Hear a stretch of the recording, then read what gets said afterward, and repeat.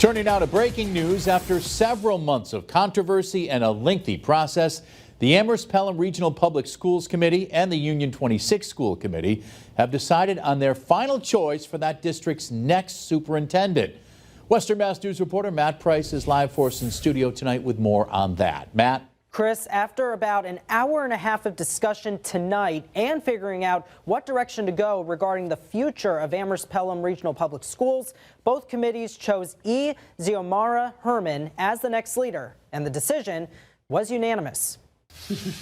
I move for the Regional School Committee to appoint Dr. Arisilda Xiomara Herman as the superintendent of the Amherst Pelham Regional School District. A motion carried. Following months of conversations, the school committee unanimously made their pick. Dr. E. Xiomara Herman, a current superintendent coming all the way from the Virgin Islands. While there were 3 finalists for the open position, the committee was deciding between her and Dr. Joanne Menard, an assistant superintendent for curriculum and instruction across the state in Holliston. Comes down to it, I think we need 2 things: someone who can help us heal and someone who can navigate the complexities, the data, the systems, the budgets, those types of pieces. I think both candidates could do it well.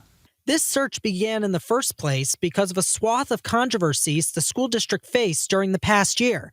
Last April, a Title IX investigation was launched after there were claims of gender identity discrimination in the district. That led to 3 Amherst Regional Middle School staffers to be placed on administrative leave the next month, who were later cleared. It didn't stop there, though. In August, former superintendent Dr. Michael Morris took a temporary leave of absence, citing medical reasons, before officially resigning just days before the start of the new year.